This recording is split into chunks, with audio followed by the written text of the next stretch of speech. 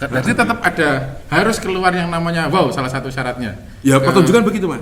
Nah, ciri pertunjukan itu harus wow. Nek ora rasah wae. Rasa pentas pidato wae. Tidak ada gunanya jika seorang yang melakukan aksi improv ini tidak direaksi oleh temannya. Ya. Nah ini berarti dia nggak paham teater, karena teater kan aksi reaksi tuh Mas. Nah lucunya di kita kadang-kadang yang hadir itu bukan penonton Mas, Tapi pengamat, ya. 2 hakim. Jadi dia tuh nonton pertunjukan hanya untuk golek eleke. Wadah kayak Oh, oke. Oke kuwi. Biasanya cah teater nonton teater ki ngono kuwi.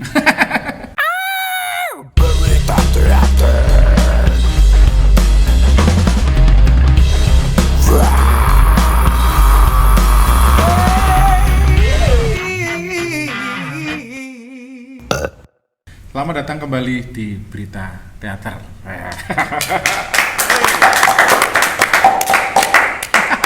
Bantu ya. Dan kali ini semakin menarik dan semakin baik apabila Anda subscribe. Seperti channel yang lain, biar kita sementara ini subscribernya 500-an. Lebih 10. Kalau bisa jadi lebih banyak lagi kan lebih bagus lagi. Kita semangatnya cuma di situ. Jumlah subscriber, jumlah viewer itu menjadi semangat kita. Lainnya itu nothing kan. Lainnya itu nggak penting. Oke, kita kembali lagi sama Mas Eko Ompong. Tepuk tangan lagi dong. Oke. Kali ini kita mau ngobrolin sesuatu sing agak di luar apa naskah kan Mas. Wah, di luar naskah ya. Iki piye oleh biji. Iya. Jadi saya ngomongnya di luar naskah kan. Karena kadang namanya kita disebutnya, apalagi di dunia teater, di dunia kesenian kan banyak orang ngomongnya adalah ini orang-orang kreatif. Orang-orang kreatif itu kadang keluar jalur. Ini padahal kudune gini, kita ternyata menggok. Tapi menggoknya itu masih enak, masih nyeni, masih unik, masih bisa dinikmati orang. Nah itu mungkin yang dinamakan dengan apa ya, kreativitas dari seorang penampil, seorang dunia seni dan sebagainya. Ngono kira sih Mas? Iya kira-kira. Nah, aku gak kesimpulan deh.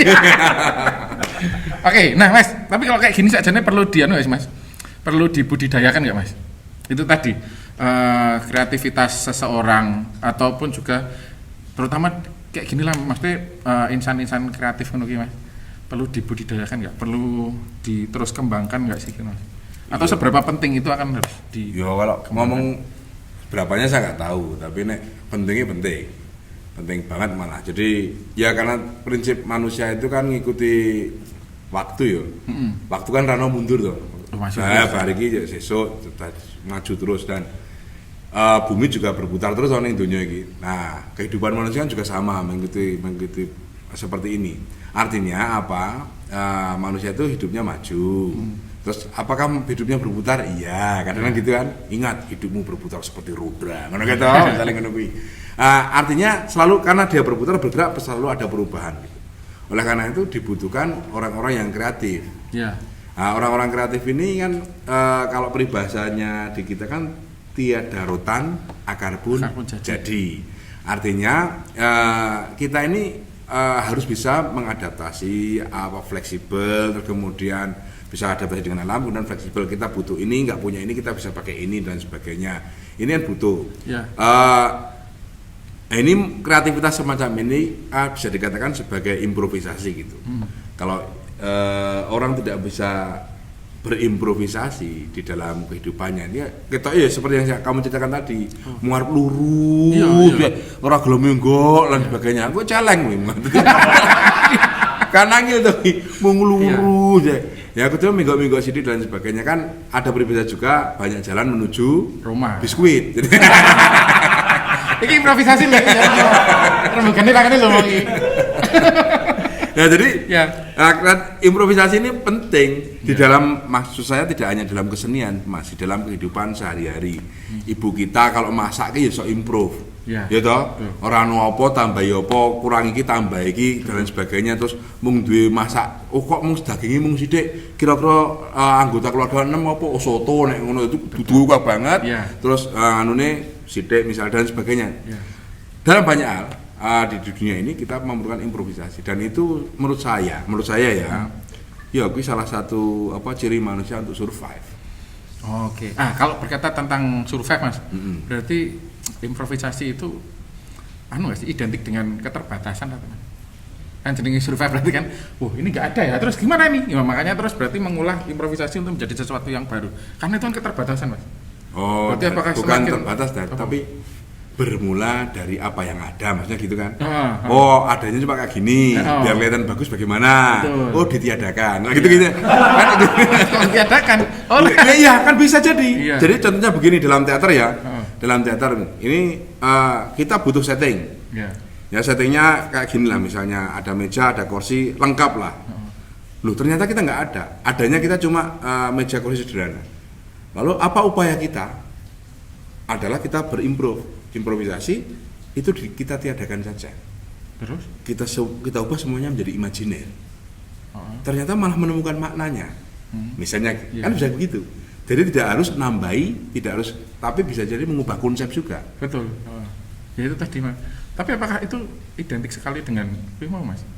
Sesuatu yang kepeksa nggak sih? Nggak harus. Nah kalau gua coromu nek kepeksa lagi kreatif. Iya kan gitu, iya kan udah lagi. Ya kreativitas itu kan bukan ya ngono ya bisa, tapi kan tidak semua kreativitas bermula dari kepepet. Kan gitu. Dia terbiasa beradaptasi, dia terbiasa kemudian istilahnya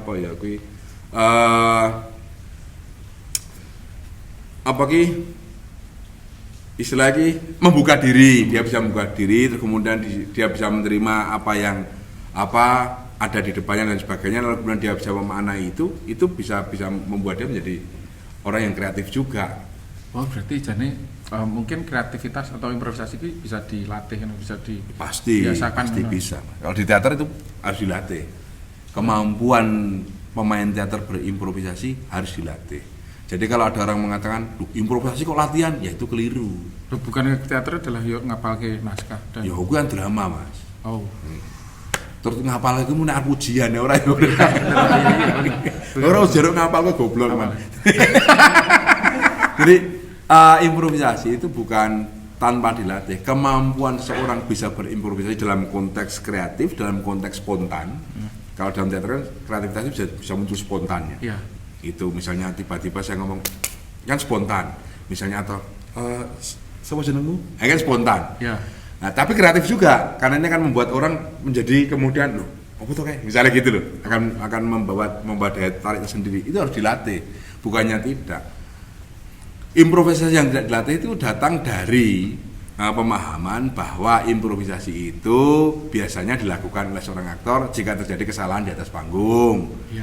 Lupa dialog lah, atau pas jalan di atas panggung kepleset lah, atau pas duduk kursinya nggak ada lah, misalnya demikian, terus kemudian dia improv. Ya jenenge duduk nggak ada. Misalnya ngono kuwi. Nah, padahal enggak. Jadi improvisasi dalam konteks teater, kreativitas dalam teater yang disebut improvisasi ini, jane kan mencari spontanitas. Jadi sesuatu hal baru yang muncul saat itu juga, kata kuncinya di saat itu, atau bagi aktor kekinian saat ini dimunculkan, dan itu sesuatu yang baru, spontan dan menimbulkan istilahnya bagi penonton itu, apa gitu loh, ngono ya. Kalau tadi pas duduk di sini namanya, wow. Mau wingi aku lagi. Ya, itu bagian dari itu. Berarti tetap ada, harus keluar yang namanya wow, salah satu syaratnya. Ya, pertunjukan begitu Mas. Nah, ciri pertunjukan itu harus wow. Nek ora rasah wae. Rasa pentas pidato wae. Gitu ya. Ya ngopo, jadi sudah kan gini ya. Teater meskipun tidak pakai apa-apa ya, ranggo setting.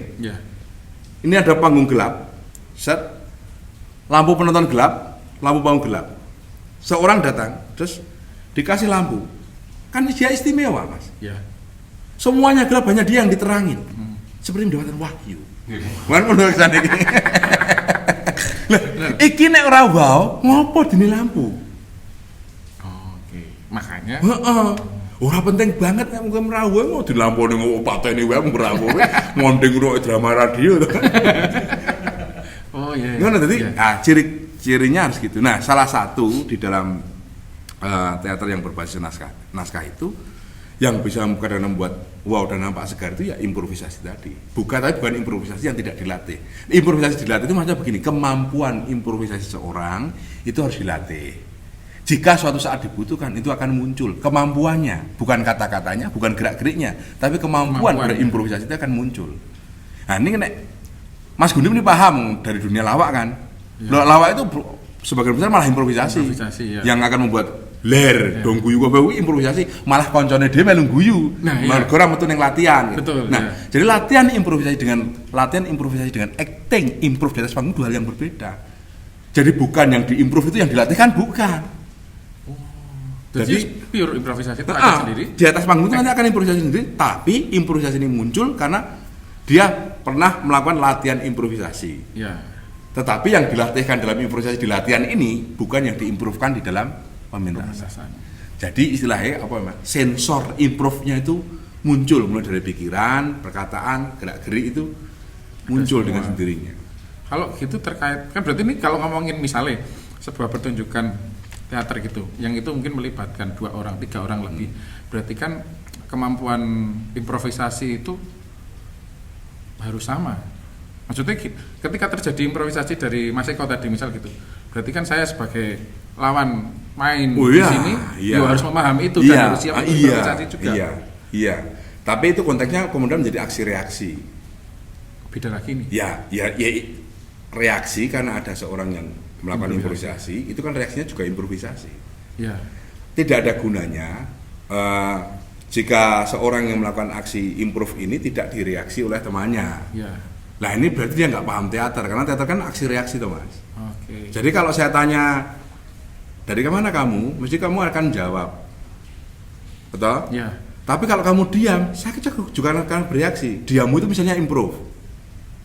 Dari mana kamu? Diam. Kalau saya hanya ikuti naskah, ya kan akan saya tunggu sampai kamu ngomong. Kan jadi lucu penontonnya gitu gitu. Iya.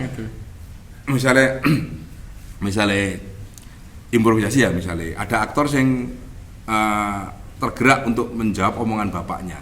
Padahal ini di naskah nggak ada. Ya. Karena apa dia tergerak untuk itu?